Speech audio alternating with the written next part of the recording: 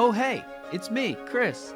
I'm sitting here in the back of an Uber, and that dumb look on my face is because I have no idea what I'm doing or where I'm going. Just 15 minutes ago, I grabbed a bag and a change of clothes and decided I had to get away. And now, I'm in the backseat of a stranger's car, headed to the train station in DC with no final destination. I hadn't been to New York City in a while, so mid-ride I bought a ticket, and before you know it, I was at the train station with no plans, no hotel, and no common sense. Just one ticket to NYC. Little did I know my future would include underground jazz, Cuban diner pita coladas, secret 5-star sushi, the most hyped pizza in the country, wine with sardines, and an incredibly random 48-hour 3-state extravaganza. So, all aboard to this DMV adventure. As the train rolled out of the station, it kinda hit me that this literal last-second adventure was a crazy idea. That's when I also realized I better book a place to stay. So from the train, I price-lined a hotel room and then followed my #1 rule of Amtrak train travel. #1 rule of Amtrak, as soon as you're allowed, go to the dining car. While New York has some of the finest restaurants in the world, this unplanned adventure meant I hadn't eaten a single thing today. So the Acela Cafe car became my 5-star dining experience. We got a dogfish head and a chicken Caesar salad from the cafe car. The cafe car is mostly snacks and drinks, but I was even able to get a hamburger, and I ended up spending the entire trip back here eating, drinking, and enjoying the views into the night. Oh hey, Philadelphia, where I was born. A little while later, we were headed down and under New York City and into the train station. Just arrived, New York City.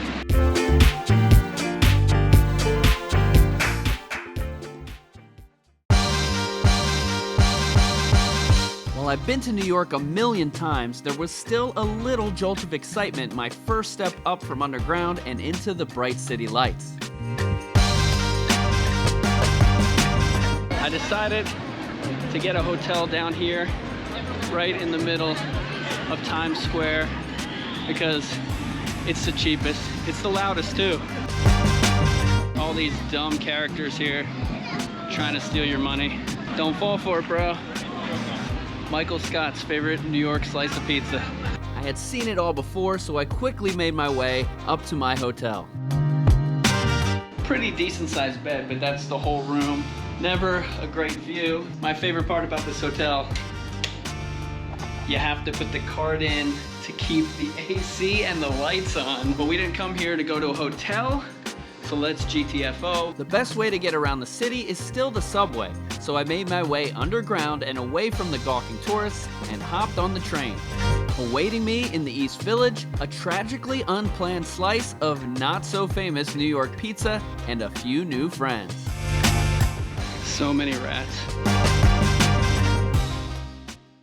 What better way to start the festivities than with a few pints at a 170-year-old Irish pub? This is it, my favorite bar in all of New York City. It's McSorley's. It's been here for over 100 years. It's awesome. Let's go check it out. There's something incredible about pushing through the saloon doors to have some of the ales at a bar where Abraham Lincoln and Teddy Roosevelt once visited. It's worth a trip just to take a look at the walls. But the ales which never let you grow old aren't bad either. We got 2 lights, 2 darks, and all you got is the 2 options, light and dark. It's that simple.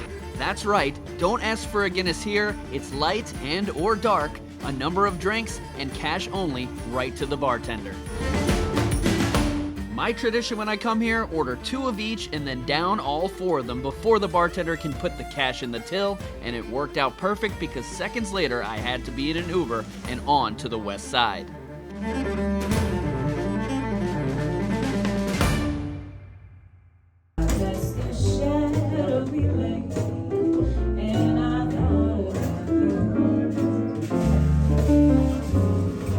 I haven't been here in 20 years.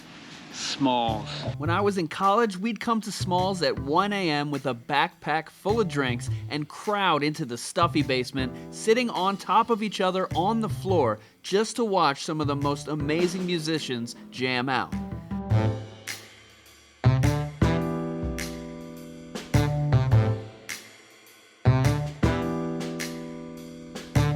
Things have changed a bit. They have chairs now, it's no longer BYOB, there's a waitress, but what hasn't changed is that this is the place to be for late night underground jazz.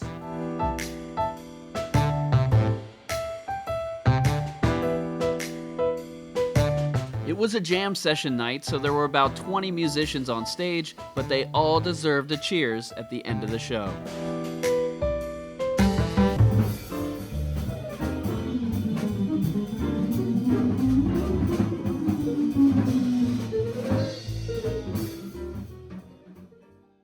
The streets are completely empty right now. After the show, my waitress recommended I hit up a 24-hour Cuban diner down the street that was serving up Cuban drinks till 4 a.m. It might be 3 in the morning, but they keep serving the drinks all night long. It's like sweet and spicy and fantastic. Guys behind the bar were entertaining me, or actually, I think it was vice versa. We just got some steak and eggs, baby. I proceeded to eat the messiest steak and eggs of my life, and by the end of my visit, it was after 4 a.m., and the only gesture my tired and full body was able to make was a thumbs up to the amazing day. Well, good morning. That was a crazy late night out here in New York City. And then something more crazy happened. I woke up and I booked another train ticket, and we're keeping it up north. We're headed to Boston. So let's check out of this hotel and get back on the train.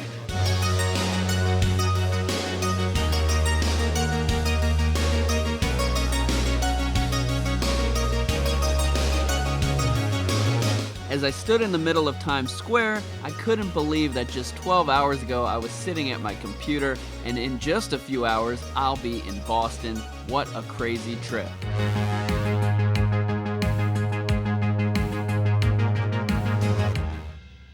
Before we head out, we've got like 30 minutes to kill. Somebody told me about this secret sushi spot. That's it right there. It's basically on top of a smoke shop. It's Sushi 35 West. Let's go check it out. As I passed the guy casually lighting up downstairs, I was worried I was at the wrong place. A quiet and lifeless staircase opening up into what looked like to be a storage hallway. This is it right here. 3 tables, exposed pipes everywhere, basically a hallway. And it all happens in this window right here. I arrived 1 minute after they opened and the kitchen was already bustling. I ended up ordering their $20 nigiri 6-piece. I'd love to stay and eat in this windowless warehouse up here, but we gotta catch the train in like 10 minutes. So taking it to go. Little did I realize I had stumbled upon one of the sickest sushi carryouts in the city, run by 2 bros from world-famous New York sushi spots. I had no time to stop and experience the whole menu, but what I had in my bag was all I needed. I was bummed I didn't get to eat at the restaurant/hallway, but I guess buried deep in Penn Station was as good a place as any to enjoy this delicious treat.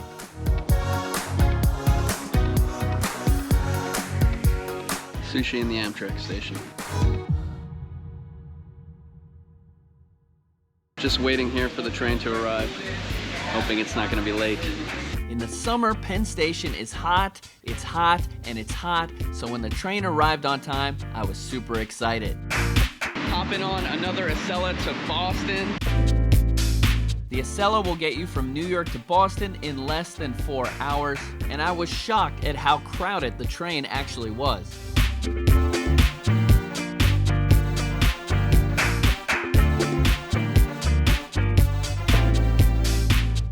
The train from DC left at night, so there weren't a lot of good views. But whenever I travel during the day, I don't sit in my seat on my phone. I'm up at the window enjoying everything. And here, leaving New York, you can see the city skyline and all the bridges. Halfway through the trip, though, I had a crazy idea, and I made a last-minute decision to hop off the train. We're supposed to go to Boston, got off the train, and we're headed to New Haven to get some pizza. It's gonna cost me like $150, but you know what? Gotta do it. Make a wish and close your eyes. All we ever need is time. Don't you let it pass.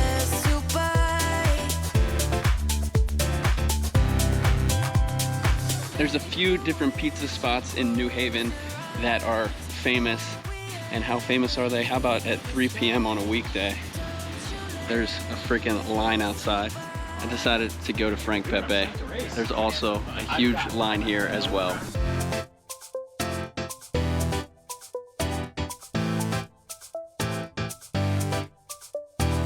Well, after about a 25-minute wait, we are in.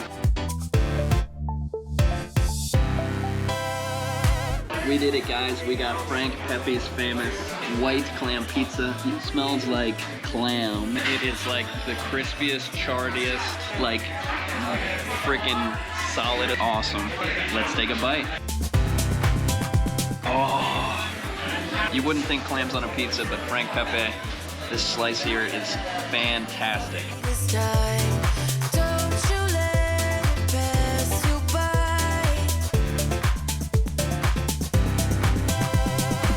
That was Frank Pepe's. It took longer than I thought, so we actually missed the next train, which means we now have time to check out the other pizza spot, which is right here on the same road, just a couple blocks down. And Sally's has an even longer line. Make a wish and close your eyes. All we ever need is time. All right, after a long wait, we're finally at Sally's. We have 1 minute to eat this pizza. Tomato sauce and mozzarella. Wow. Freaking delicious.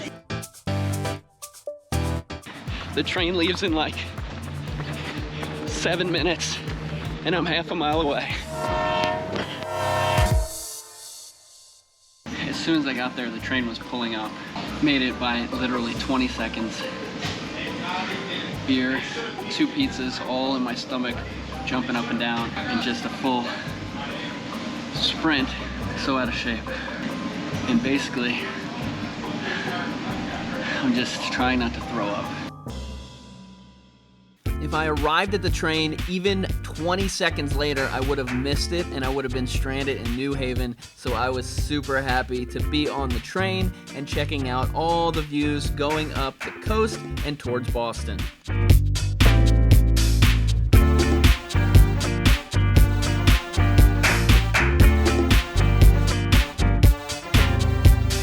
And the train stopped and it smells like smoke. Well, we might be here a while. So I grabbed an onboard drink. Apparently we hit a bird, but it only took about 7 minutes for them to fix the problem, and we made our way into the Boston downtown station. Welcome to Boston.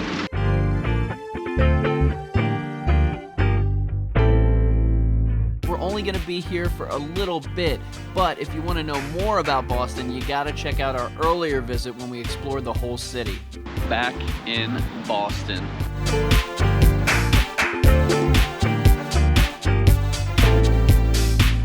At this point, I didn't even have a hotel book, so I went straight from the train station to my favorite bar and seafood spot in the city. This is my bar and seafood spot when I come to Boston. It's the Barking Crab. That's the line to get in. Holy crap, that's the biggest seagull I've ever seen in my life. I've been waiting in lines longer than I think I've been on the train.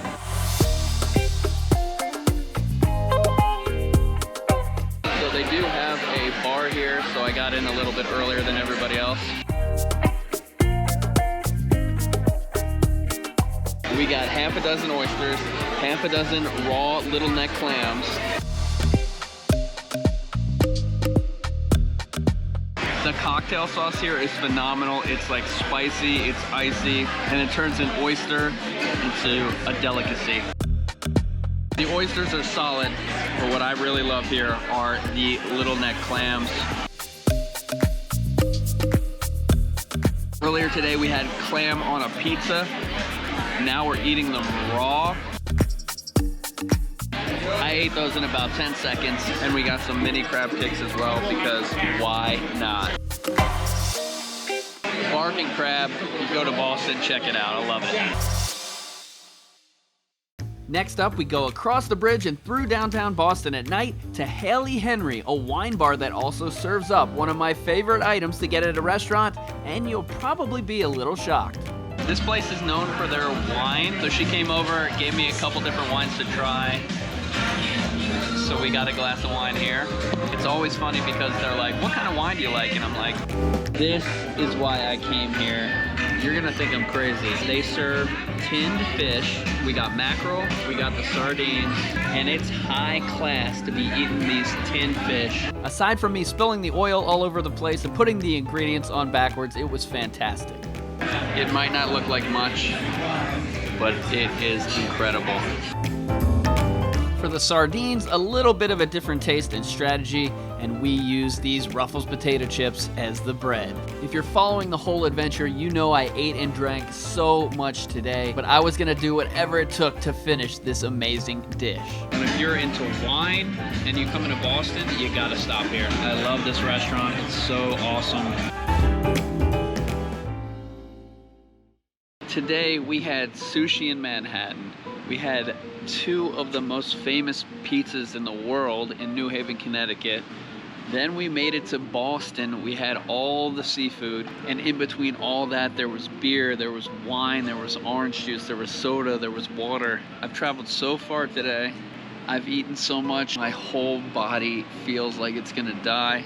And it's only 10 p.m. here in Boston. There's a few hours left in the day. I don't know. Can I continue? Of course the answer to that question was yes, so I hopped on the T downtown, which is Boston's subway system, and it's a pretty cheap and easy way to get around the city.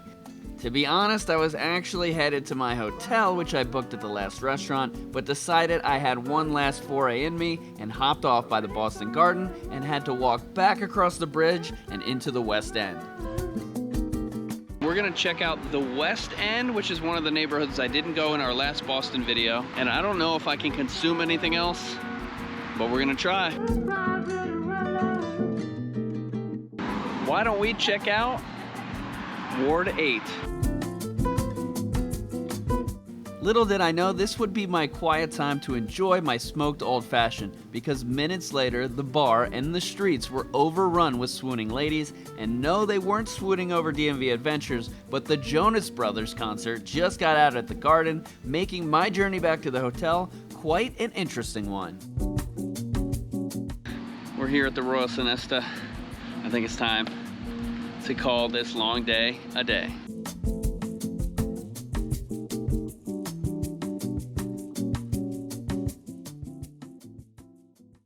Woke up this morning and my legs are not working.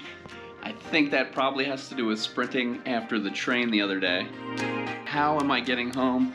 Well, I've booked a ticket on an airplane. It was a heck of a trip, but I'm ready to get back home. And I just realized this, but that's my hotel right there. We're right on the water. And we're actually right across this little waterway from like downtown Boston. Before we leave, we need one more Boston lunch. This time we're gonna make it quick, we're gonna make it easy, we're gonna make it tasty. We're going to Tasty Burger. All right, Tasty Burger, I know you're trying to stop me, but it ain't happening. I'm getting a Tasty Burger. The closest Tasty Burger was over 2 miles away, so I had to walk all the way through the city of Boston to find it. It's that Martin Luther King sculpture that got joned on by the internet. Well, I just walked 2 miles across the entire city all the way to the Back Bay just to get this burger. It's open, it's ready, let's do it. We got the Tasty Burger with fries. It's a pretty big burger, lots of toppings on it. Oh yeah, that is an awesome cheeseburger right there. It's a real burger, grilled up and made to order right here. And it's pretty huge and pretty filling. That's the Big Tasty.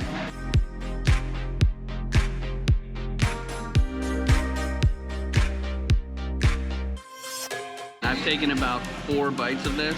This is the best meal I've had on this entire trip. When I bit into this, I felt like $1 billion. The name says it all. It's tasty, baby. As I finished my burger and hopped into an Uber, I thought to myself, well, I guess all good things do have to come to an end, so I headed to the airport. All right, through security, we're at the airport. Boston Airport is like all about Boston sports. They've got displays up all over the place. They've got jerseys and helmets from all their championships. So far the trip was kind of crazy, so I decided to go home in style, first class. Seat A1, first one on the plane. I'll be the first one off the plane. So much leg room. You know what? When in Rome, order a Bailey's, I guess, to celebrate the trip.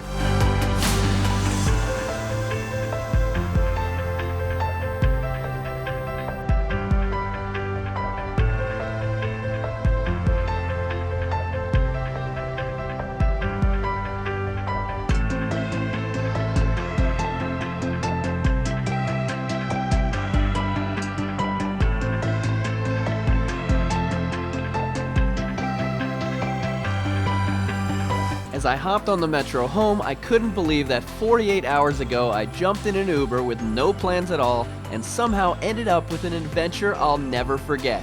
From the multi-train journey with Amtrak, to late night in New York City, to the pizza capital of the USA, to shipping up to Boston, I had an incredible spontaneous solo experience that put a much needed smile on my face. So thank you for joining me, from the live IG stories and tweets to the video recaps, and I look forward to seeing you on my next DMV adventure.